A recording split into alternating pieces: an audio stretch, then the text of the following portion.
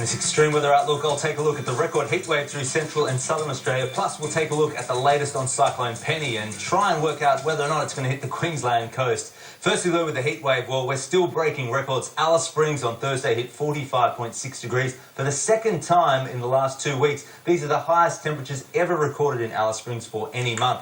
Canberra also breaking a record. They've had 9 consecutive days over 34. Well, Friday will make number 10. That's a record run of days above 34 degrees for the national capital. So the summer heatwave continues, eventually lasting roughly 2 weeks. Remembering it started back on around Christmas Day, near record high temperatures on Friday for parts of southeast Australia, but a cool change, it's ahead. It's already hit the South Australian coastline overnight, and over the next 36 hours will spread through Victoria, New South Wales and Tasmania. Let's take a look at those temperatures then. 4 p.m. on Friday, very hot. Mid-40s is the dark red through northern Victoria, western New South Wales, so close to all-time records. But there's our southwesterly change, which will spread through the southwest corner of Victoria through the morning and lunchtime. During the afternoon, reaching Melbourne, a change also hitting western and southern Tasmania. But before it arrives, maximums more than 10 above average, and the winds are picking up today. That's leading to severe to extreme fire dangers through much of Tasmania and Victoria, and there are total fire bans in place. Let's track this cool change. The temperature in Melbourne will plummet later this afternoon, quickly dropping below 20, which is the blue shading, and then a southerly change moving up the New South Wales, southern and central coast on Saturday.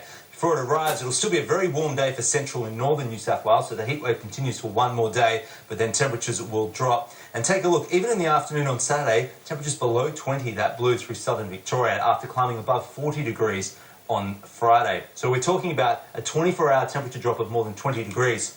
Now that suddenly moves further north by Sunday, flushing out all the heat. Sunday, the heat wave's over for New South Wales, but a low-intensity heat wave will continue through the central interior of the country, even into the early part of next week. That darker red shows temperatures still climbing over 40 degrees. For our capitals, the drop in temperatures will be significant. Melbourne, after climbing above 40 on Friday, drops to just 21 on Saturday with a burst of showers. Canberra finally drops below 30 degrees on Sunday for the first time in about 2 weeks. And for Sydney, hitting 34 Saturday, subtly change will arrive. There's a risk of showers and storms, then dropping to 25, so back closer to average for this time of year.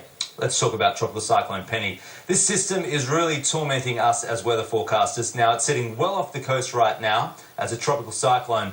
Our computer models indicate the system will stop moving away from the coast, make a gradual right-hand turn and start heading back towards the coast over the weekend and early next week.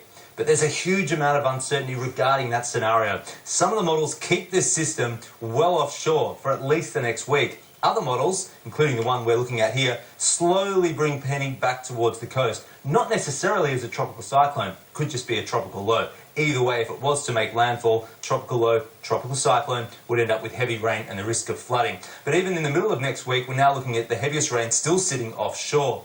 This time yesterday, it looked like would have heavy rain, even by perhaps late Sunday, affecting eastern parts of Queensland. A system we're going to have to watch very closely through the weekend.